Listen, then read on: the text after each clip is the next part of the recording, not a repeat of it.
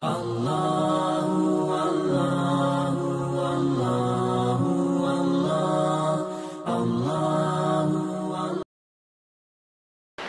Ibu hadirin sidang jamaah tarawih yang dirahmati oleh Allah. Alhamdulillah, malam hari ini kita kembali bertemu di tempat ini, mudah-mudahan dalam keadaan yang bergembira. Kehadiran kita pada malam hari ini tentu saja adalah bagian daripada bentuk keimanan kita kepada Allah Subhanahu wa taala.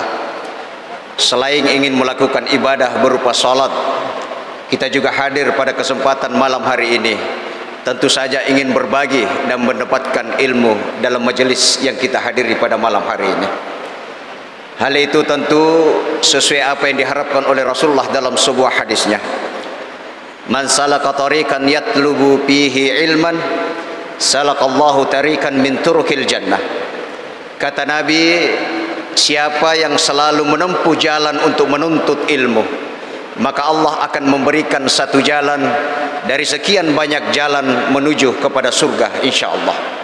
Oleh karena itu kita berharap kehadiran kita pada malam hari ini akan memberikan setidaknya satu jalan dari Allah untuk kemudian kita memasuki yang namanya surga insyaallah.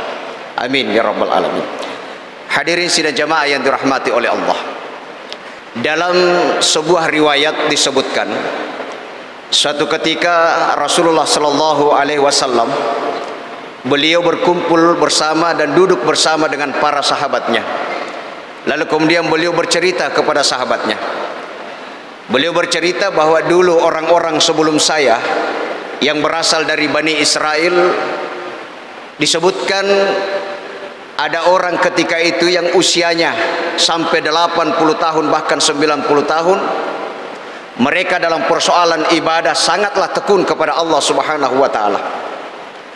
Bahkan disebutkan orang itu selama 80 tahun kurang lebih mereka tidak pernah melakukan kesalahan kepada Allah Subhanahu wa taala.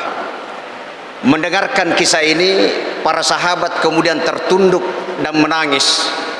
Lalu berkata bahwa beruntunglah orang-orang atau umat sebelum kami, karena mereka diberikan oleh Allah usia yang panjang dengan amalan yang luar biasa. Dari kejadian inilah kemudian Allah Subhanahu wa taala membuktikan kecintaannya kepada Rasulullah dan umatnya. Lalu diperintahkanlah malaikat Jibril alaihissalam untuk menemui Rasulullah sallallahu alaihi wasallam, memberikan kabar gembira sekaligus memberikan wahyu kepada beliau, yaitu surah Al-Qadar. Inna anzalnahu fi lailatul qadr wa ma adraka ma lailatul qadr. Lailatul qadri khairum min alfi syahr. Malaikat Jibril memberikan berita gembira kepada Rasulullah dan umat Islam bahwasanya mereka diberikan satu malam di bulan suci Ramadan yang disebut dengan Lailatul Qadar. Malam yang merupakan malam yang lebih baik daripada 1000 bulan. Menurut para ahli tafsir, kata 1000 atau angka 1000 di dalam ayat ini bukan menunjukkan nilai matematika. Tapi angka 1000 di dalam ayat ini, di dalam bahasa Arab angka 1000 adalah angka yang paling tinggi. Karena itu menurut para ahli tafsir, angka 1000 ini adalah nilai yang tidak terhingga. Karena itu ketika seseorang mendapatkan yang namanya Lailatul Qadar, maka nilai ibadah yang dia miliki adalah lebih baik daripada yang telah dilakukan oleh Bani Israel yang diceritakan oleh Rasulullah yang baik selama 80 tahun, bahkan lebih baik daripada itu. Inilah yang kemudian menjadikan kita umat Islam berbeda dengan umat-umat lainnya, karena kita diberikan oleh Allah satu kemuliaan, yaitu dengan malam Lailatul Qadar. Hadirin sidang jamaah yang dirahmati oleh Allah. Namun disayangkan Bapak Ibu sekalian, Allah beserta dengan Rasulnya tidak pernah mengabarkan secara pasti kepada kita kapan sebenarnya Lailatul Qadar itu terjadi. Sehingga banyak pendapat terkait hal itu. Ada yang menyebutkan bahwa Lailatul Qadar itu terjadi 10 malam terakhir dari bulan suci Ramadan berdasarkan hadis Rasulullah. Ada lagi yang mengatakan bahwa Lailatul Qadar itu terjadi 7 hari terakhir daripada bulan suci Ramadan. Di sisi lain, para sahabat juga berbeda pengalaman tentang Lailatul Qadar. Bahkan para ulama kita tetap mereka berselisih pendapat dalam persoalan kapan waktunya Lailatul Qadar itu sendiri. Bahkan Bapak Ibu sekalian, seorang ulama terkemuka dalam bidang hadis, yaitu Ibnu Hajar Al-Asqalani, beliau mengatakan dalam kitabnya Fathul Bari bahwasanya terkait dengan ketetapan kapan Lailatul Qadar itu terjadi, ternyata sangat banyak pendapat. Bahkan disebutkan dalam kitabnya ada sekitar 45 pendapat terkait dengan kapan waktunya Lailatul Qadar itu terjadi. Namun demikian Bapak Ibu sekalian, terlepas dari perbedaan yang terjadi di antara para ulama kita, kita sebagai umat Islam sudah sepantasnya dan sudah sewajibnya untuk merasa meyakini betul bahwasanya yang dimaksud dengan Lailatul Qadar itu adalah sebuah peristiwa yang pasti ada di dalam bulan suci Ramadan. Itulah tugas kita selaku umat Islam. Karena umat Islam ketika mereka tidak lagi percaya bahwa Lailatul Qadar itu ada, itu menunjukkan bahwa mereka tidak percaya dengan ayat-ayat Allah. Ketika seorang muslim tidak lagi percaya dengan ayat-ayat Allah, maka ulama sepakat bahwa orang itu akan keluar dari identitasnya sebagai seorang muslim. Oleh karena itu, kita harus yakinkan dalam diri kita bahwa yang namanya keyakinan itu adalah sesuatu hal yang perlu terkait dengan Lailatul Qadar. Lalu kemudian yang dinamakan dengan keyakinan, Bapak Ibu sekalian, keyakinan itu bertingkat-tingkat. Dalam ilmu filsafat dikatakan keyakinan itu setidaknya ada 3 tingkatan. Yang pertama, kalau saya tanya Bapak Ibu sekalian, Bapak pernah dengar yang namanya kota Brunei Darussalam? Pernah dengar, Pak? Pernah. Bapak pernah ke sana? Ibu pernah ke sana? Tidak. Lalu pertanyaannya adalah, apa yang membuat Bapak Ibu yakin bahwa Brunei itu ada? Mungkin ada yang mengatakan bahwa saya yakin Brunei itu ada karena saya pernah membaca dan mendengarkan ada yang namanya negara Brunei Darussalam. Keyakinan seperti ini dikatakan dengan ilmul yakin. Lalu yang kedua, kalau saya tanya kembali Bapak Ibu sekalian, apa yang membuat Bapak Ibu yakin bahwa Brunei Darussalam itu ada? Lalu di antara Bapak Ibu ada yang menjawab, saya yakin Brunei itu ada karena kebetulan ketika saya melakukan umrah, saya transit di bandara Brunei Darussalam dan saya sempat melihat kota Brunei Darussalam. Maka keyakinan yang seperti ini disebut dengan ainul yakin. Lalu kemudian kembali kalau saya tanyakan, apa yang membuat Bapak Ibu yakin bahwa Brunei itu ada?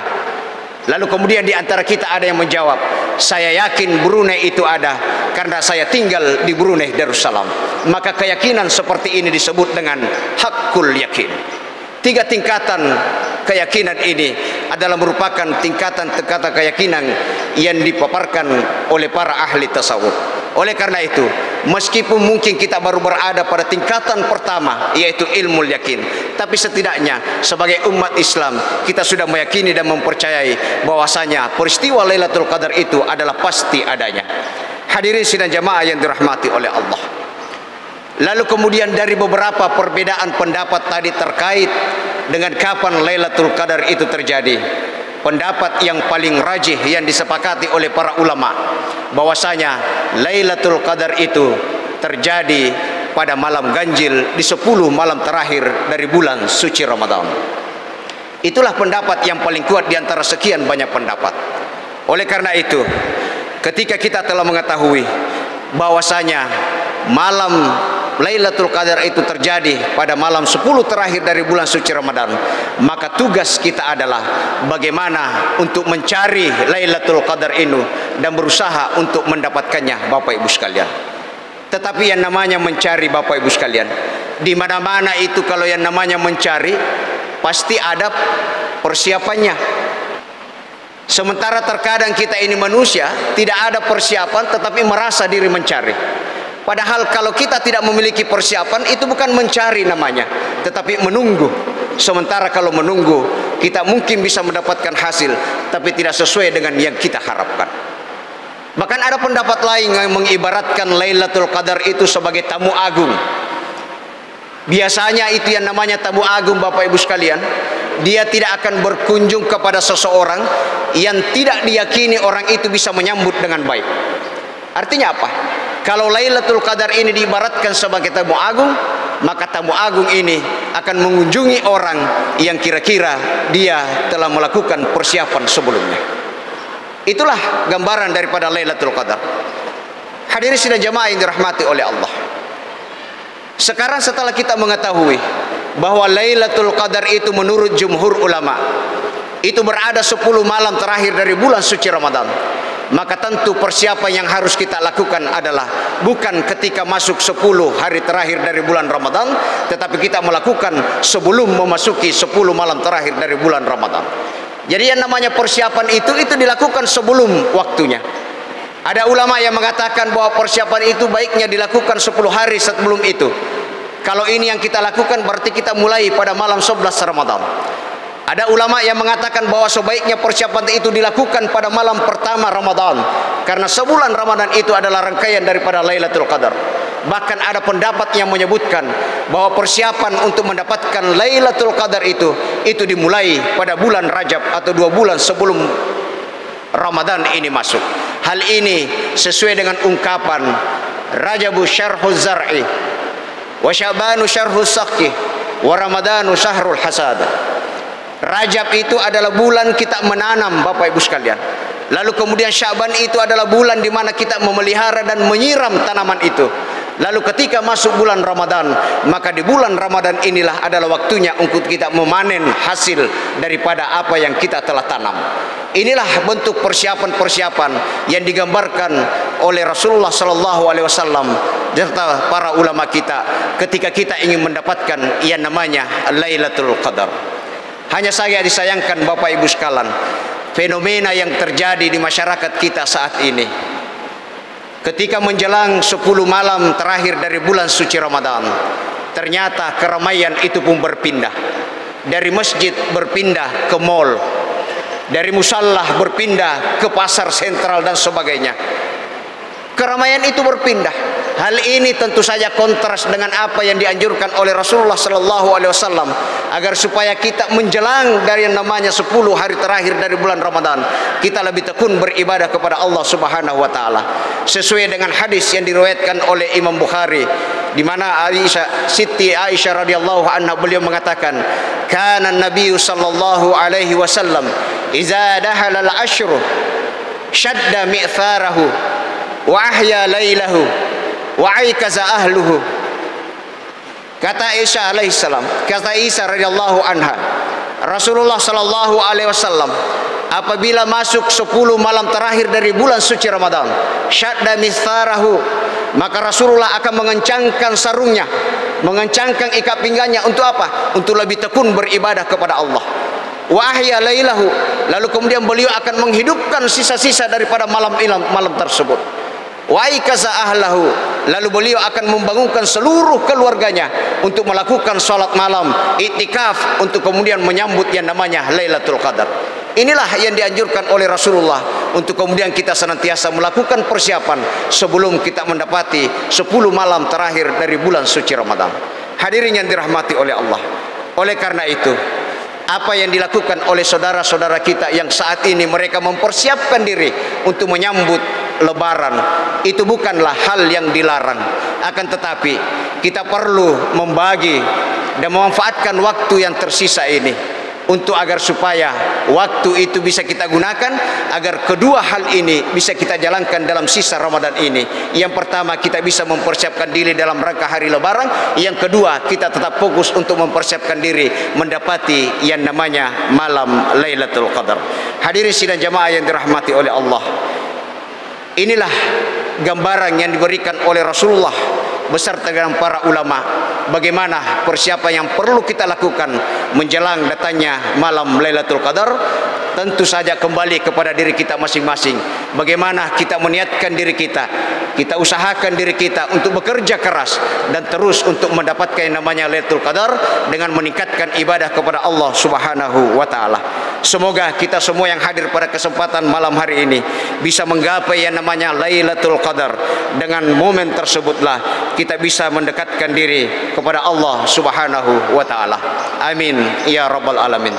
Saya kira ini hal yang bisa kami sampaikan pada kesempatan malam hari ini. Mudah-mudahan ada manfaatnya. Terima kasih atas perhatiannya. Mohon maaf atas segala kekurangan. Wallahul muwaffiq ila aqwamit thariq wa ila Allahi turja'ul umur. Wassalamualaikum warahmatullahi wabarakatuh.